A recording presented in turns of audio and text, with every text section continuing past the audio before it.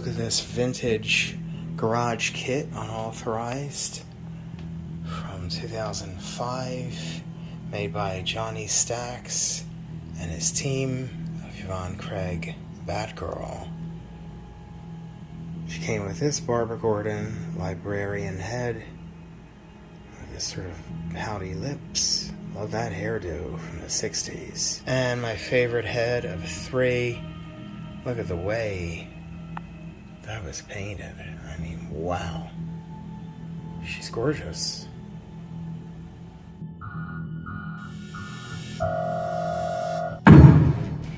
Welcome to another episode of Bat News, where I cover all kinds of Batman memorabilia. This is World's Finest number 2, but it's actually number 1. The follow-up to World's Best number 1 from 1941. Here you're seeing the same back cover as Batman number 1. It's got that small image. Over $1,000 after eBay's taxes. Star Spangled Comics number 89 from 1949. This was really Robin's title. Interesting cover, almost a swipe after Batman 9 by Jack Burnley. And this is the very first time we ever get to see Clayface. Detective 39, just this last page of the Batman story. This also happened on eBay, Detective Comics 104 from 1945. This is the Frank Sinatra cover. Yeah, they really parodied him by that billboard on the cover. I love these Baby Ruth candy backs. This is what it realized on eBay, low grade. And Detective Comics 107 from 1946. I like this cover. There you're seeing the splash and the price realized. And check this out, an Italian edition Nembo Kid of Batman 163 from 1964.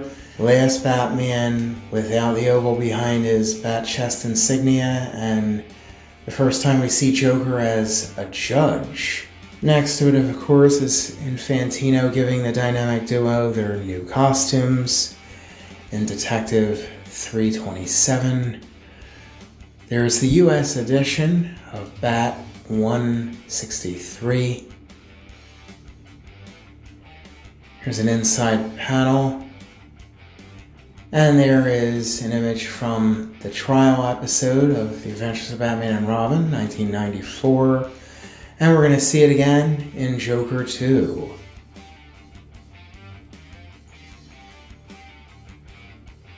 There's Harvey Dent in the background. Can't wait for that movie. Here we have Batman 423 from 1988, but it's a second edition, sealed in the 3-pack from Toys R Us. Seller on eBay has 2 of these, but there you want to look for the first edition. There at that corner you'll see an image of Batman. On the back, that's 425, 424 is inside. Here we have a Mexican variant, never released in the US. Detective 27 is inside. There's the splash page to Batman's first appearance. The new 52 Batgirl 14 from 2013. Death of the Family, a Joker cover. It's a faceless Joker, which is clearly inspired by a Texas Chainsaw Massacre. This is a much more rare red variant. The blue one is more common, and being red, it's much more appropriate since it is a Valentine's Day cover. This is for sale. Detective Comics 69 from 1942. Classic Jerry Robinson Joker cover. It's been swiped by Bruce Timm. It is a reproduction cover, but in any condition, this book is really valuable. It'll be very, very pricey. There's no way getting around that. Low grade, but beautiful. Batman number 11 from 1942. This is the first Joker cover in the Batman run. This is a coverless copy, low grade, but hey, it's way affordable, and it does have a facsimile that is aged. It's really cool. Speaking of Joker, this is from Prop Store. It's an original $100 bill, unscathed, from Heath Ledger's Joker in The Dark Knight when he burned all that cash. And this vintage 1976 Amsco Super Baby Batman plush doll. In the 1970s, there was really a whole order of these childlike baby Batmans. Also for sale is this official vintage 1966 Ideal Batman helmet. This package variation did not come with the cape, and it's associated with a utility belt, obviously. And on the header card, you see the equipment set, and this is the only way you could have gotten the smile insert for the helmet, which really makes the helmet come alive. But this is it in package, in the poly bag, on header card. And there's not too many of these floating around out there anymore. Another vintage Ideal header carded Batman piece from the 60s is this Ideal hand puppet. This is the vinyl body variant in light blue. There's also a darker blue, and there's obviously a cloth body version. He came packaged multiple ways, but he came on this header card unlike Robin and Joker. And the Toy Scout on eBay is offering the 1966 Ideal Batman Puppet Theater with the exclusive Joker hand puppet, all three sealed in poly bag, and the rare darker blue Batman variant came in this plain corrugated cardboard shipping mailer box, the instruction sheet, and an unassembled theater.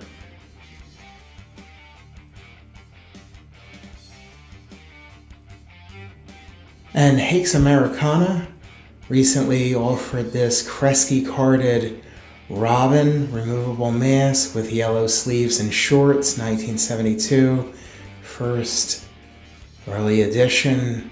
The elastic bands do rip on these. They're realized over 8,000, which is nowhere near a record, obviously not. This is the Rich Man's Toys remote control Batman Batmobile for the Toy Fair advertising press release promo. This is what we have here, this pull-out poster and all the paperwork. Looks more sleek than the real design. Best Buy is offering this McFarlane Toys 7-inch first appearance of Batman. It looks a bit more muscular than you would expect. And then here we have this Michael Keaton figure being offered by Walmart. He comes with every gadget he uses in the first movie.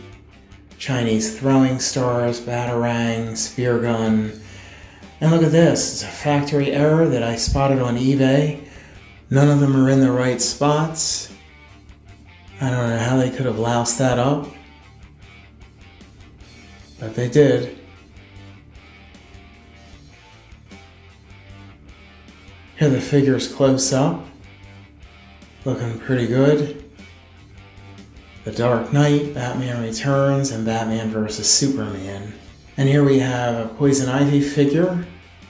It's on its way out. This was at San Diego Comic-Con. Best Buy is offering this McFarlane Toys 3-pack of The Dark Knight Returns based on the new Batman Adventures episode Legends of the Dark Knight with Carrie Kelly Robin and the Leader. And you might find these in the stores.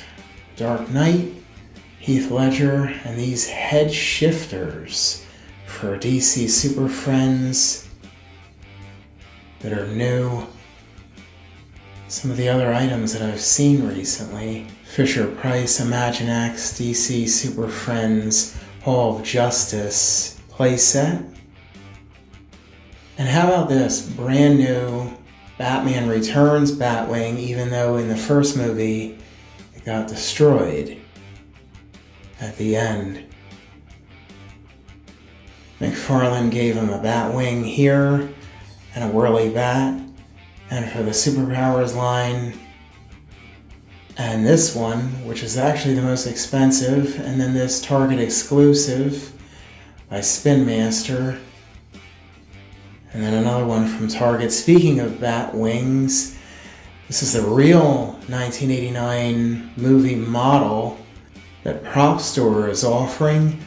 Look at that starting bid of $125,000.